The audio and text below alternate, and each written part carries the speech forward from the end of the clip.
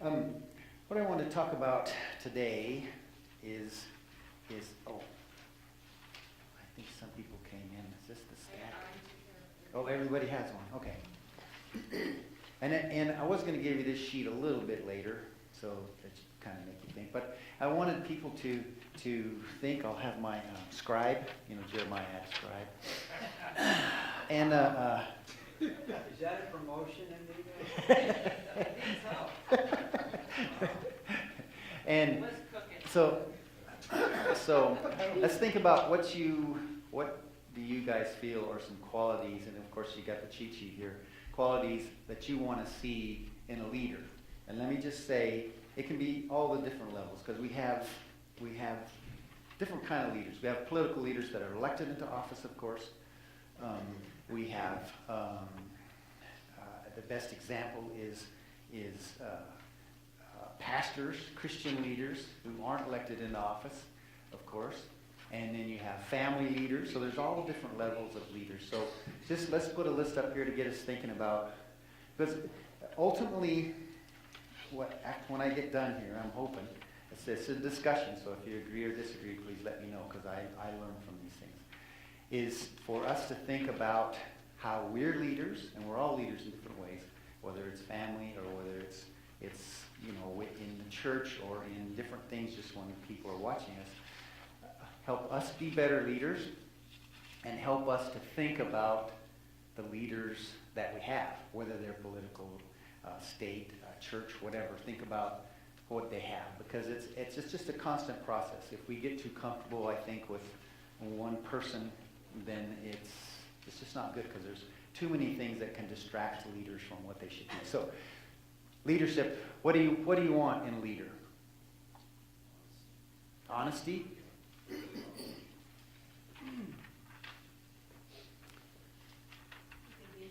A vision. Steadfastness. Just. Is that different from integrity, or is that in the same? Yeah, I think a lot of that is similar. What else? Humility.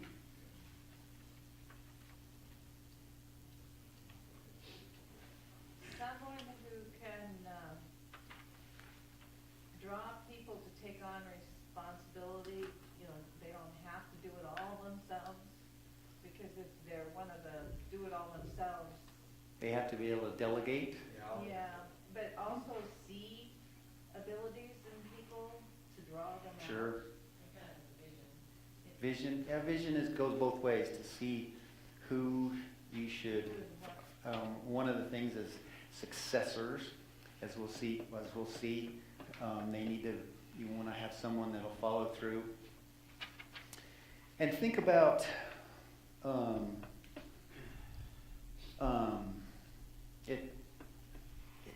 It's tough, because if you think of it now, this is stuff that's you definitely is needed.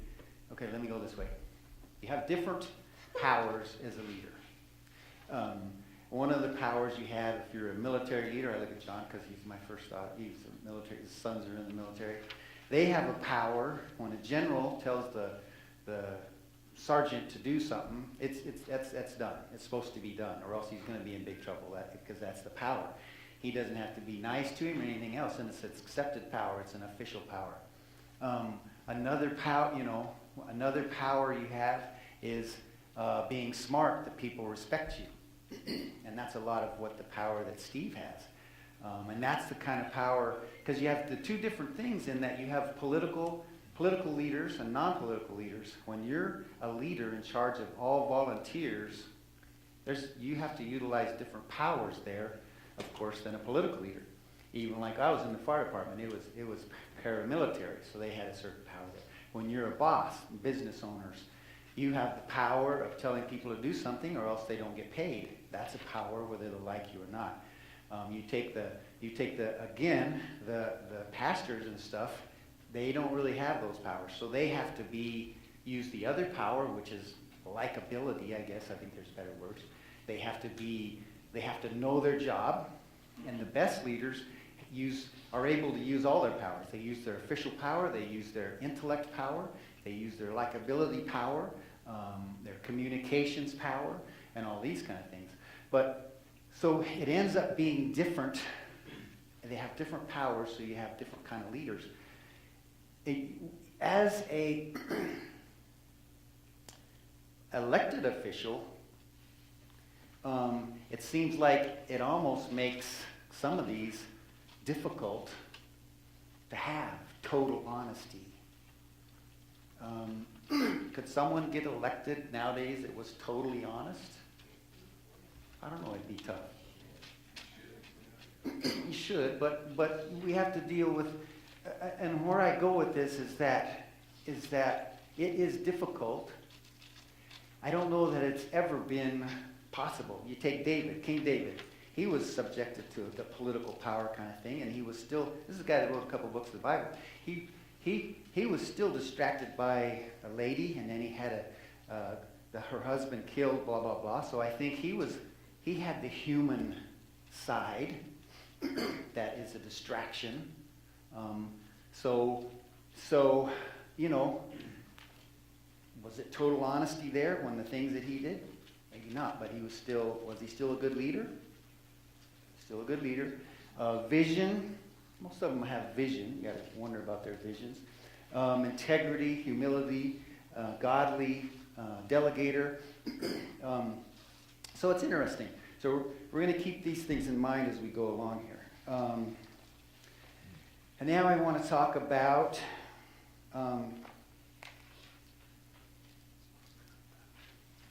again, like I said before, we need to constantly, I think, evaluate our leaders and evaluate ourselves. For instance, why do I support this person? Is this person, well, we're going to put another list up here. What are some things that keep us from picking the proper leader?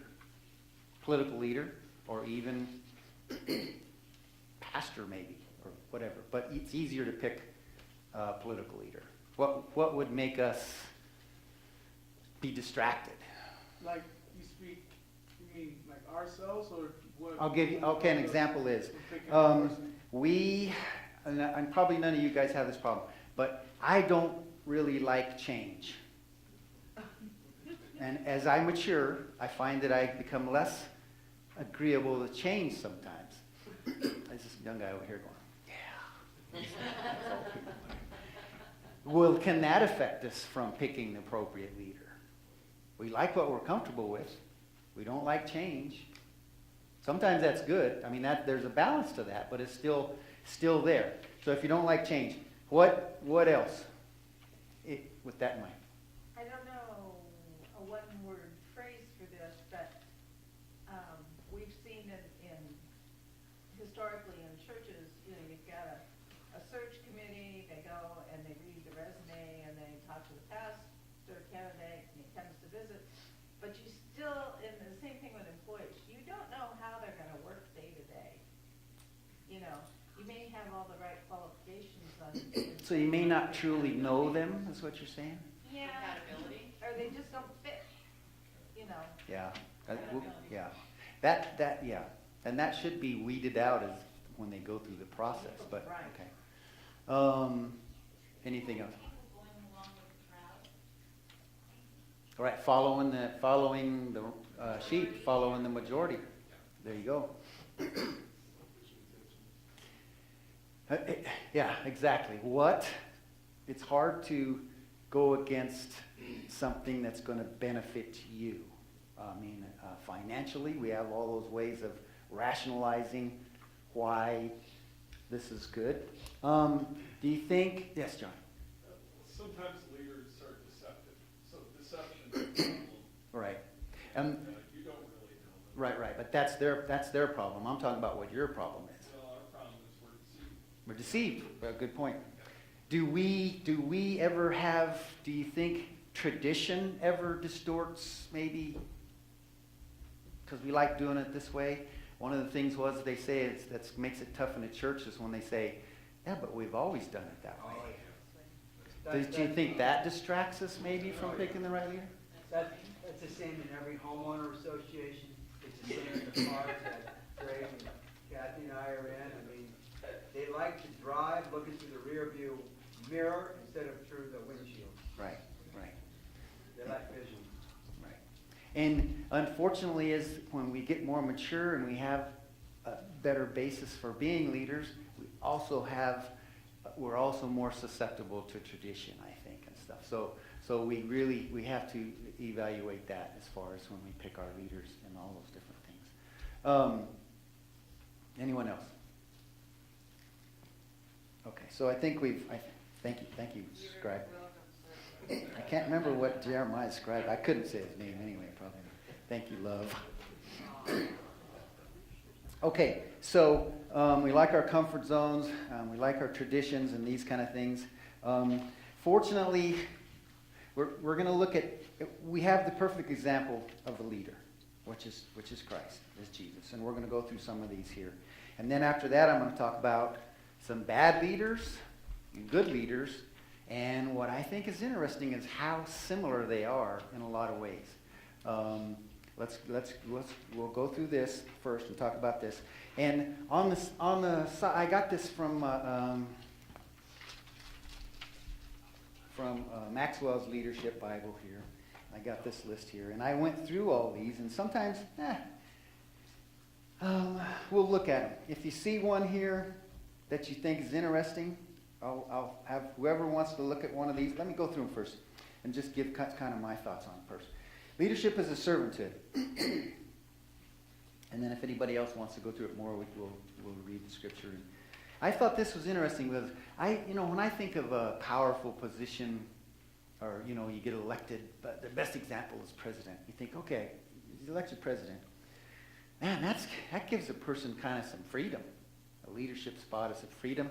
You can kind of do what you think should be done, and after all, you got some power and stuff. You're in charge, but in truth, and then these verses show that you are not in charge. You are even more confined to being, if you're going to be the correct kind of leader, you're more confined to doing what you're supposed to do. There's less power in a sense. You need to watch what you're doing. You have to focus on where you're going. You need to do all these kind of things. And you don't get to have the easy kickback and just relax for a while. You got to have your integrity. You're being watched constantly. So you actually don't have a lot of power in a sense. You need to stay focused. So keep that in mind on your leaders. You see them not being focused. Yes. Oh, I'm sorry. In the hospital situations, our leaders, our nursing leaders, were definitely our servants if they were good leaders, because they had to represent us, because it was tiered leadership. So they had to represent our concerns, our needs, to the next level up. So they were very much, the good nursing leaders were very much servants. And were there some there that weren't? Others that were not. Yeah, and because they get carried away in being overqualified, or they get carried away in being. We saw this, and I probably did it in my latter years after 27 years on going on 911 calls. It actually becomes repetitious for the most part, and you're like, these people, they don't really know what's going on. They think this is an emergency, and so you lose your sense of servanthood there. And you can go in and out of that depending on where it's at, but it's something to keep in mind. But yes, good point. I think servanthood, though, has diminished in the political realm, because our early leaders, they were a servant. They were there. I don't think they were paid. They were there to do the job. I mean, they were a spokesperson. But now we've given them way too much power. They're no longer a servant to us. They're out to serve whatever reason. Right. Yes. Patty and I once took a trip, many trips, but this time we found ourselves in Philadelphia, like many of you perhaps, and we got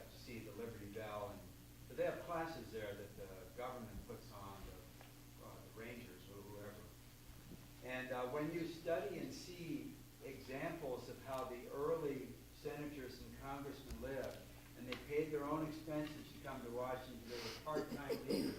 They did a really good job and practically didn't get paid for it. They were off when they had to go back to the farm.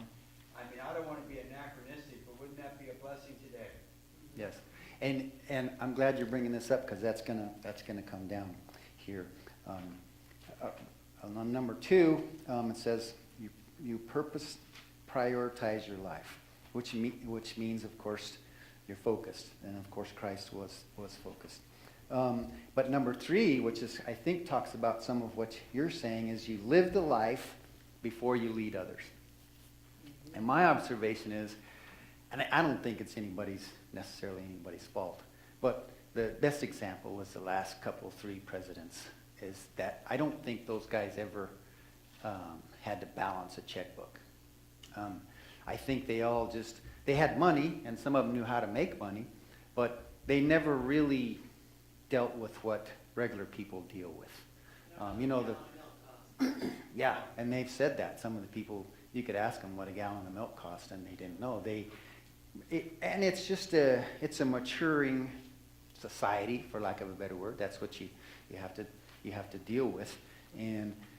But the President Lincoln's, the guys that actually, me and Ronnie were talking about this morning. Some of those guys, a lot of presidents before had been in the military, and it's gotten to where most of them haven't been in the military. They don't really know how that works. So.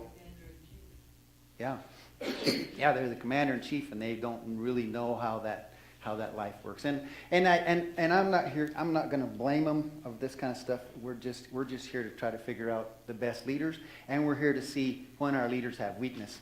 And I don't think any of them are evil, but it's what it is. Impact, number 4, impact from relationships and not position, and this comes from kind of as it says there. Is that Christ never really, he didn't put himself over and above everyone all the time, and he knew his people.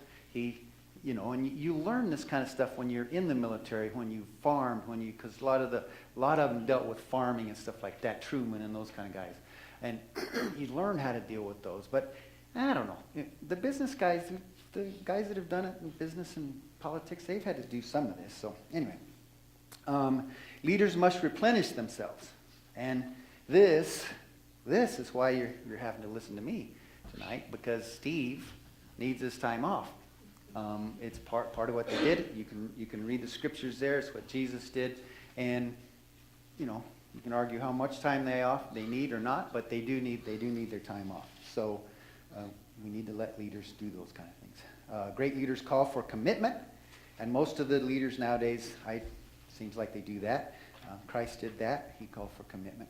Shows security when handling tough issues. 7, I read those. And this was basically, I didn't really understand what that was saying, but basically this was when the Pharisees would come up and ask Jesus a question trying to trick him, he would go back with the question. So in other words, he knew his material. He knew what was going on. They weren't going to trick him into anything, and he'd ask them a question back, and you can read those and see what that says. Credibility comes by meeting needs and solving problems. And this is interesting because we read this today in Luke in Sunday school classes where Jesus healed a guy and he picked up his mat and walked off. And because Jesus saw what the man needed and he took care of it. And that's what leaders do. And I think most of them, even the not good leaders, are able to do certain of this. Leaders must choose and develop key people. This is what we were talking about too. They need to be able to delegate and things like this. If they're not delegating and they don't have people around them, it makes it difficult. Just like one of the things here is that I think it was here. Well, he's here with 11. I actually added 11 and 12 on there. Or no, I had 12 probably, but 11 is team builder. What's interesting is that you have some of the old presidents, Lincoln, they said he had the guys that he had on appointed with him. Well, a certain amount of them disagreed with him, and some agreed with him, but it was always a round of discussion of pretty serious against and for that helped him decide. If you find a leader has a lot of yes men around him, not a good sign. You're not getting both sides. It makes things happen quicker, maybe. Makes things happen what the leader wants. We've seen that in different churches. You get a pastor that wants yes men with him and his deacons and stuff like that. It's just not a good thing. It usually doesn't work out, because as humans, unless you're Jesus, you're going to be susceptible to a lot of these things. So you need to be be able to keep people around you that will tell you some things that you may not want to know. No success without a successor. That means, in other words, because Christ did that with his disciples. Team builder. We can all understand that. Anybody want to look at any of those? Read scriptures, talk about it, see if it's. I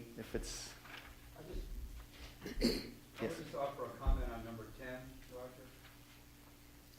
In my experience, as a self-employed person who built these teams, I can tell you that number 10 is without doubt. I give everything a star that I like. This one got 2. This, in my view, in my world, is like number 1. Because you can form a team that can do amazing things, but when you leave, will that amazing work be continued? Will your team still be honed and stay sharp and be steadfast in the purpose that leader has set forth? And frequently that does not happen, and then that falls apart. And you see that in churches. You see it everywhere. in pastor search things, we've been through churches that do that, and it's tough. It's tough. And so, yeah, it's a good point. So all these are things that to think about, and we can refer back to those.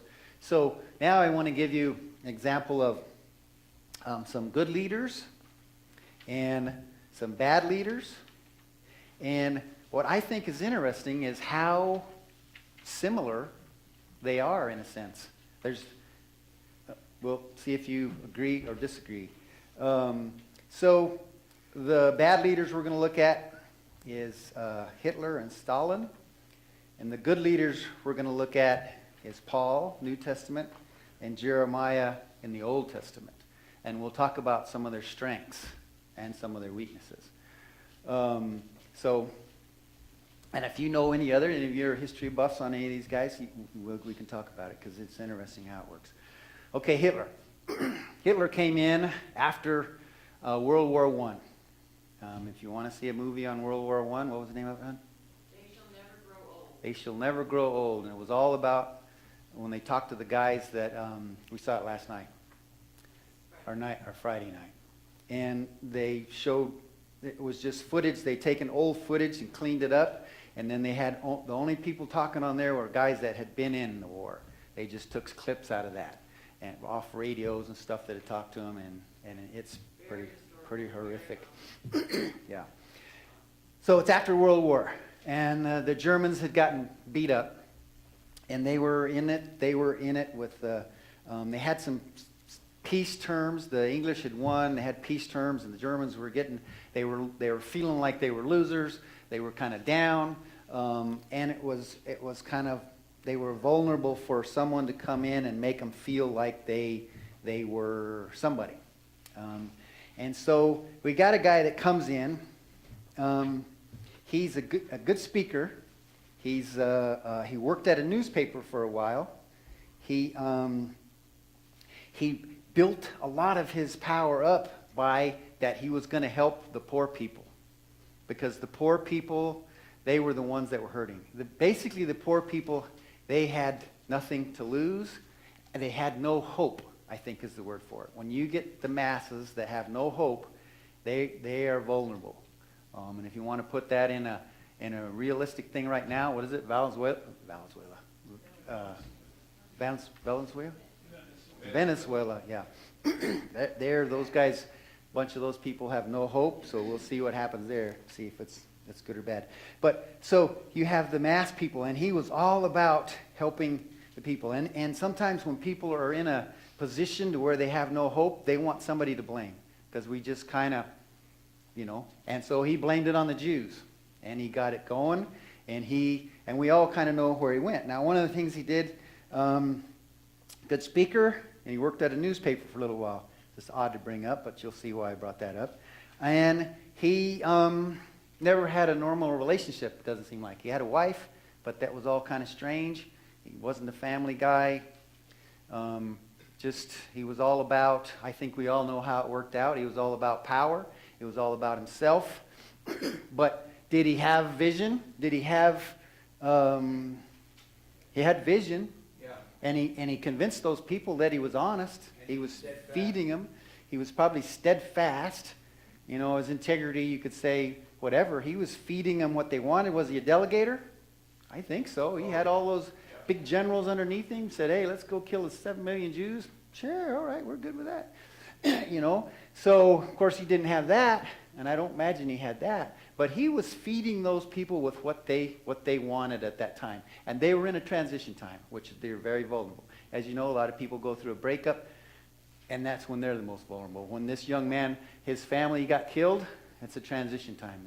People are very vulnerable then. Okay, so then we have Stalin. He came in on the picture when Russia was in the middle of a civil war, and there was a bunch of people starving, and it was a big conflict. And he came in, and he worked at a newspaper for a little while, which Hitler did. So he's a good communicator. He kind of knew what's going on there. One of his thing is the eradication of the enemies of the working class. This is all the poor people. Poor people have no hope. There's masses with no hope. Very vulnerable to these guys that are just feeding them with what they work. His wife, remember the family thing? His wife shot herself. He told the newspapers it was just what was it? Appendicitis. Stalin didn't even tell his children the truth. So, but did he have a vision? Yeah, he was helping the poor people.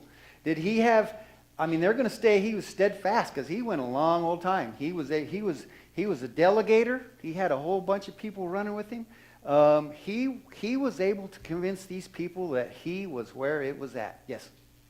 I think we should add one more word to leadership. All good leaders like those, even though they were bad people, pretty wicked dudes, they had one thing in common. They were very motivational speakers. Very good. Right. They were communicators, huh? It was all about like the newspaper and motivational speakers. They were just deceptive. Roger, Yes? I'd also like to point out that we have the same problem today in our inner cities, where we have desperately poor people, and. Are they without hope? They are They're without- getting that way. Getting that way. And they don't have leaders with those qualities. There's a leadership vacuum, and that's why they were so able to get people into gangs or get people to join Osama bin Laden, because there was a paucity, I think, where we're certainly a lack of strong male leaders that would point them in the right direction.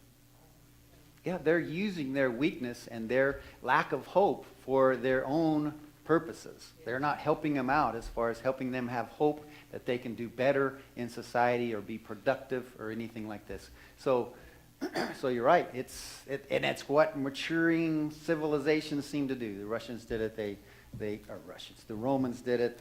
A whole bunch of them did. Roger, Yes. I have a question. Yes, sir. The word common sense, with a lot of this stuff that's going on today, I don't see any leaders that are displaying in their decisions and everything else. Common sense is gone today. Yeah. And it's common sense. I think, though, that common sense, of course, when we use general terms, and we know what you're talking about, but it is interesting how common sense can be different to different people, you know. But yes, Mike. Many of them, calling of them and us or they,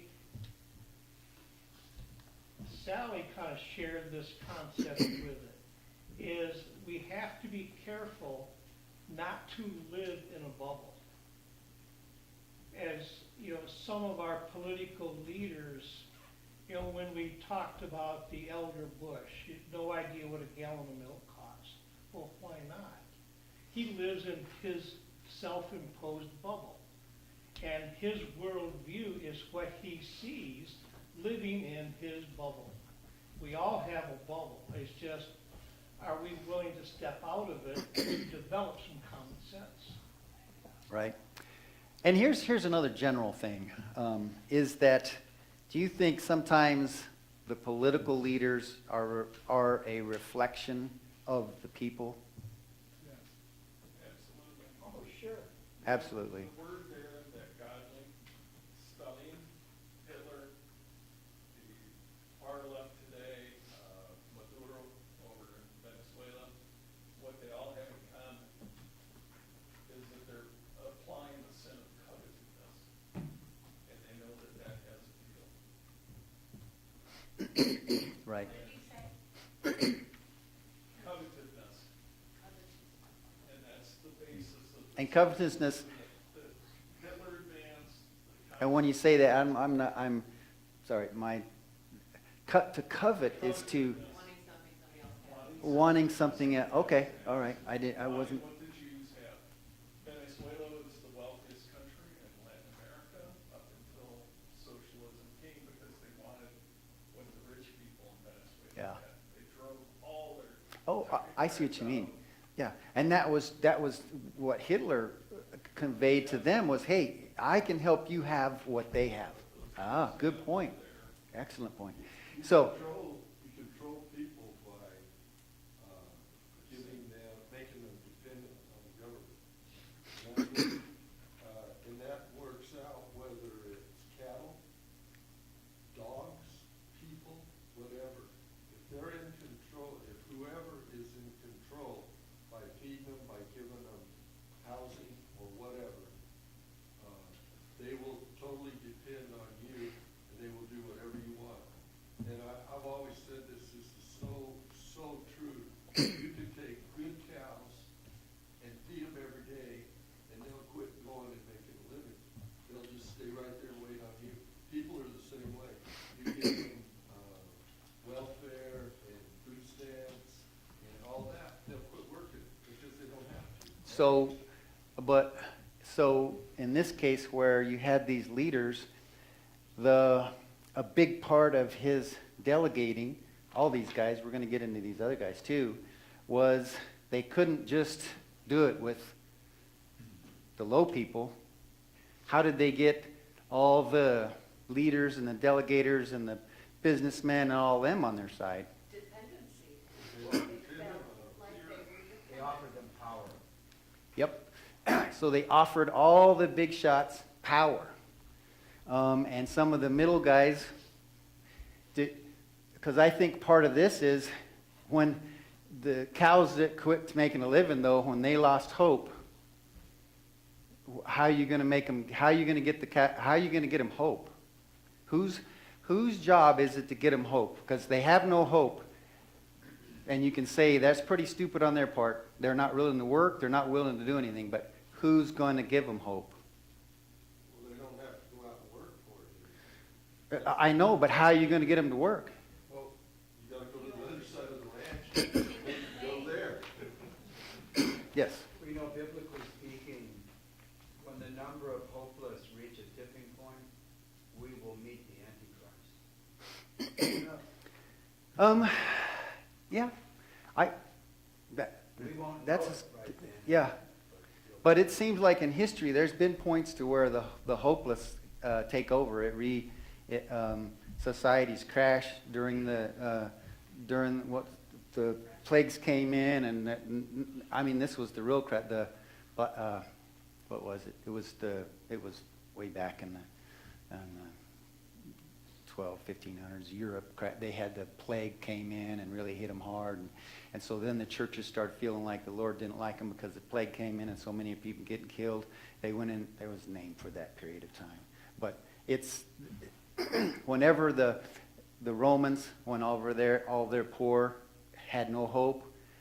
They crashed them. They weren't able to control them. So there's been times, I think, and I don't know if that's overall, when these societies that had where the ones who weren't willing to make a living, but as soon as you leave them alone long enough and they have nothing to lose, the cows don't have any food, they have nothing to lose, they're just going to come walking right in and run over your gates and tear things up, and it's just what they do. Because if you kill them, they don't have anything to lose. And that's what they say is coming to the gate, or is trying to get in the United States now. Families that have nothing to lose are standing on the border. It's not like Border Patrol guys that said 10 years ago it was just guys that wanted to work. Now it's families. They're not going to go home. They have no home. They'll get killed there or whatever. There's nothing there for them. So they're going to keep trying to come in. It's just a hopelessness that's changed. And so anyway, and I'm saying this like I know what I'm talking about. And you understand, I'm the teacher, so I'm trying to act like I know what I'm talking about, and I may not. I will agree to that. So, is this where you're going with all this, Roger? Our hope is within our Lord and Savior, and God gives us hope. God is to give us hope, but I think us as a group here, as a core, we don't always pay attention. We get carried away in our traditions. We get to thinking that we're doing good. We get selfish, and we're supporting the wrong kind of people. And it's Well, not all traditions are bad. no, you're exactly right. Oh, and that's a good point too. But there is, I don't know. I think sometimes we have to, but again, that obviously is it.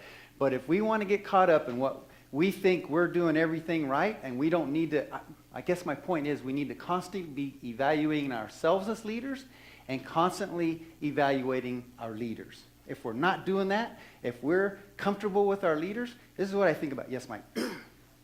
We cannot lose sight, no matter how successful one might feel he is, his nature is a sinful nature. Amen. Right? You always need to be evaluating yourself according to God's standards. And we need to evaluate others. I always think of this. We're on a 911 call, and this lady's snake had bit the neighbor kid. And she goes, I cannot believe that snake. I mean, I've had that snake for years. I mean, he's not really even a snake. We call him teddy bear, you know? And it's like, I cannot believe it, you know? But here's the thing, and I may be overexemplifying like this, but I think that if you start trusting your politicians, they're snakes.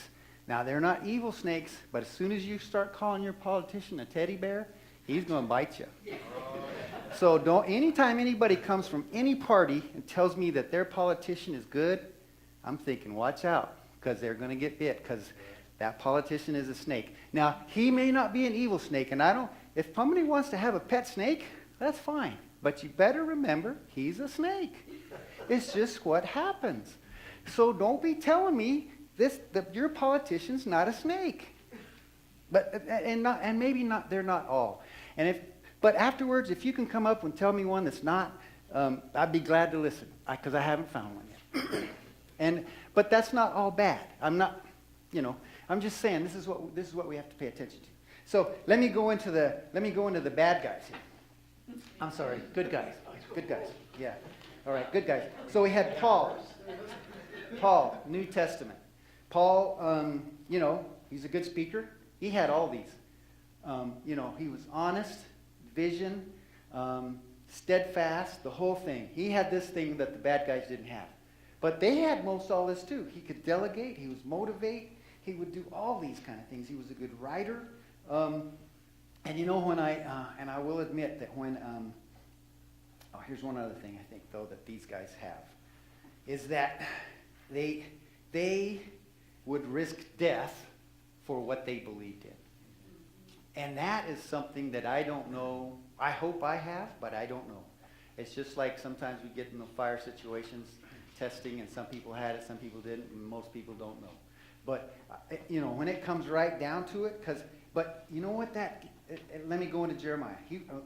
Paul would risk death, no problem. He did it times. He would go to prison, whatever. He didn't care. He just made sure he was focused. You take Jeremiah. Oh, who did Paul represent? The poor or the rich? Poor. He was all about the poor. He was all about the people that didn't have any hope. Okay, so then you take Jeremiah, Old Testament. Christ hadn't been there yet, but he knew he was coming. Who did he represent? The poor or the rich? Poor. He was all about the poor. He was a good speaker. Um, they weren't looking for fame and fortune, and he wasn't afraid of death. They put him down they did all kinds of things to those guys. And even what was interesting, I thought, is that he kept telling them what was going to happen. And the kings kept saying they didn't want to believe him. I think deep down in their heart, the kings toward the end knew it, but they just wouldn't believe him. So then they put him down in the cistern. And one of the king's servants came and told the king, you got to get Jeremiah out of there. You know, it's just not right. So the servant knew Jeremiah was right, and he's trying to get him out of there. So then he gets him out, and he sends him to a prison yard instead of being in that thing. So then later on, when they came and conquered the whole thing, one of Nebuchadnezzar's commanders came up and told Jeremiah, hey, we're not going to mess with you. He said, you know what? You come back to Babylon, and I'll take care of you. You're good. You're good to go. So the bad guys knew that Jeremiah was right. And by the way, Jeremiah didn't go. He said, nope, I'm staying here with the people. And he didn't go. So the bad guys didn't know. And then one of the kings, right before he went down, before they killed him, he ran off, and then they finally killed him. He came to Jeremiah and said, I'm going to get you out of here, but it's kind of like, yeah, but don't tell anybody, because the other guys are good. So everybody knew Jeremiah was right, but the guys in power, the politicians, ignored it because they would lose stuff. And so I think that is just a tendency. As long as we understand that, you don't have to hate them. We don't have to say the world's going to end because these guys are evil and they're doing evil stuff. I don't know that I would call them evil. I'm just saying this is what happens when they get in that position. Would it happen to any of us if we're in that position? Maybe so.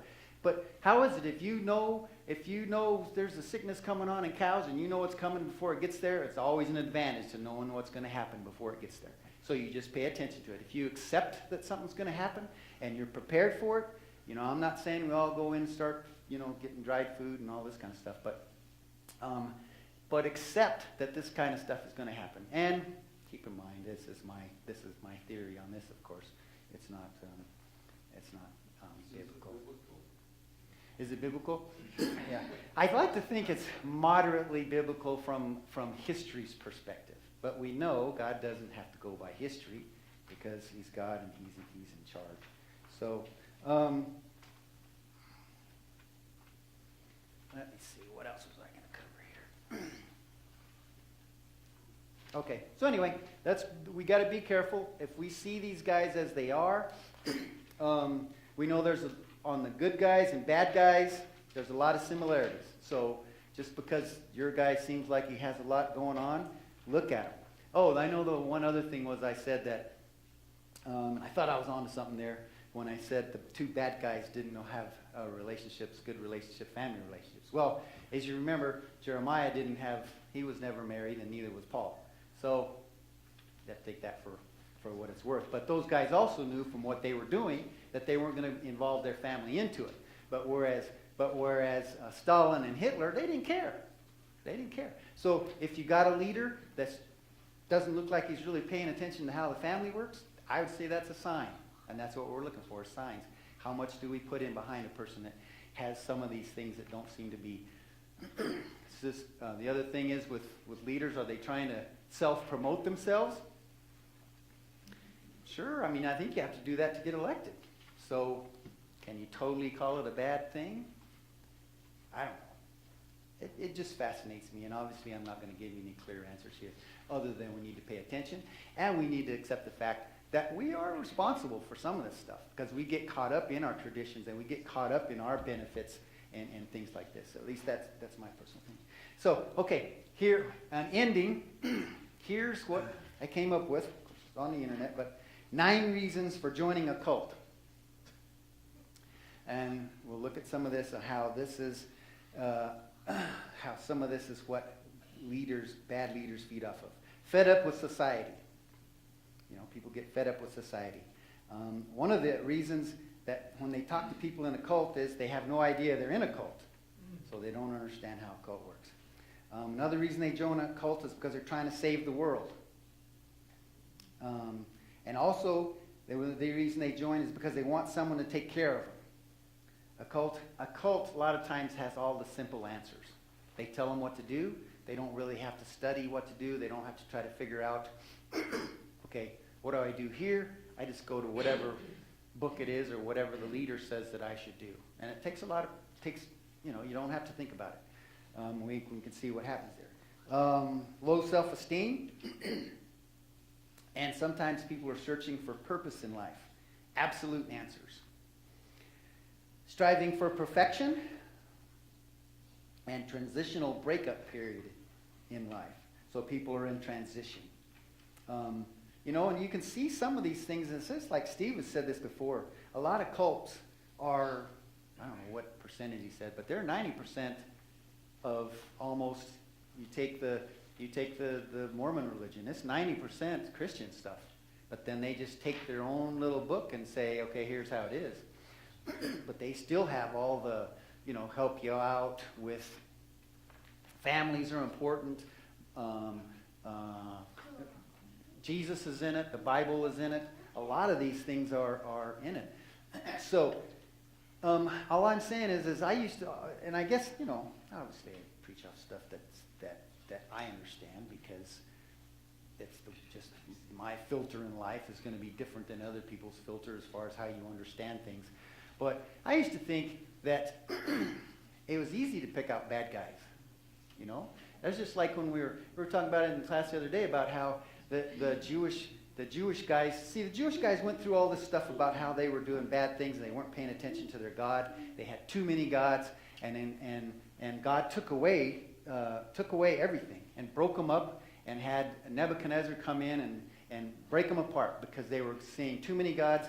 They were acting like all these different things. They weren't worshiping God on the Sabbath, the whole thing. So they broke them all apart. So 200 years later, they thought, well, we learned. We're going to make a whole bunch of rules to where we're not going to get in that trouble anymore. We're going to have some rules. And then what did they do? They made rules that they couldn't carry a mat on the Sabbath. But it did say in the Old Testament, do not work on the Sabbath. Now, it's like Gene said, common sense.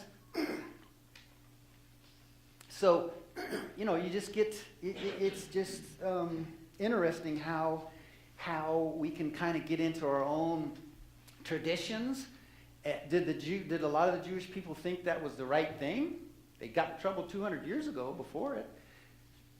I mean, now it's easy for us to see, but I don't know that those guys you could see them as evil. They were just doing what they thought was right. Now they were, maybe not all of them. It would be interesting to know whether all the Pharisees were on board with killing Jesus and stuff like that. We get to hear about the ones that did. Maybe some of them were going, So, anyway, I guess what I'm saying is be careful because the evil guys they're not always evil. They just are working for the wrong things, and it's harder to see that. If you got an evil guy, you can usually tell it. A mean guy, but if he's not mean, he's just doing the wrong thing because that's what people like. Those are the hardest guys to see. Well, if they're not godly, they are evil. Bingo. Well, name me one politician up there that is godly. If they're not godly, if you're not What's that? serving the Lord, Those are then who Is are he? you serving? Representative Arizona. All right, cool. Yeah. I bet you 80% of them aren't, though. But we still vote for them. See, that makes another tough thing. When you've got to pick between two snakes. That's what it is. Then again, if you got to pick between two snakes, you pick your snake. But remember, he's a snake. That's a sad thing after you listen to me talk for an hour. And remember, be careful with your pet snake. Huh? All right. Any other thoughts? So is it possible, so the point of all this, kind of what Betsy was saying, is if you don't have the Lord, then you're evil. So the dividing line of all of this is Christ. So is it possible that you could be a good leader without Christ? And is it possible that you can be a bad leader and be used by Christ? my thing there is, though, I think every man is susceptible to it because of King David. Sinful nature. Yeah, and we have it. So just expect that. And some guys do the best they can. King David knew afterwards that he didn't do the right thing. He was probably distracted by those 150 wives, so I mean, that's got to keep a guy. That's what keeps me busy. It's Yeah. just intolerable. Yeah. The 150 wives I have. And see, King Saul had one wife, but he messed up too on the other side because there was one point where he didn't believe what the Lord was telling him to do. So I guess that wife thing isn't a good excuse either. But anyway, Well, with David, the deal was he always repented. He always, like what First John says we're supposed to do, so he always repented. right? So that dividing line still is that, he was broken because he didn't do what God wanted him to do. So it still comes down to you have to, Well, we got to pay attention, and like I say, understand. Don't be calling your pet snake teddy bear, or he'll bite you. And that's not only just political leaders, but I've had experience with a preacher one time that whole things that going down on the leadership side, it didn't turn out that way. His honesty wasn't there. Yeah. I had a person from the congregation ask me a question about him. And boy, did I ever have a rough time living this town through the years. I said, oh, he's a man of integrity. The word right there, integrity. He was not a man of integrity, come to find out. And so you got to be careful. It don't make any difference whether he's a politician or who he is. You got to be careful. Which goes into which makes me think of the class we had today with Tom, though, is that and the King David thing is hopefully it was his moment, and we have to remember that it's sin, and we have to be able to forgive sins. But therein is a whole other chapter. Ron's going to teach on that next Sunday night. So.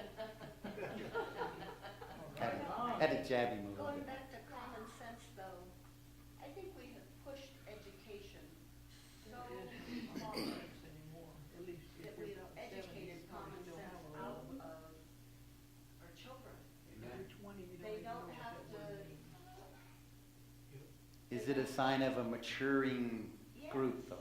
And if your computer is messed up, how do they usually? What's the first thing they say to do when you're Reboot. you unplug the battery? Yeah. So the battery's going to get unplugged someday, but when Well, I don't know. Let me follow up for a minute on Betsy's great comment. We deserve the schools we get because we allow them to take God out of the schools. Yes. And until God comes back, we're going to continue to get more of the same. Yeah. They're disorganized, disrespectful.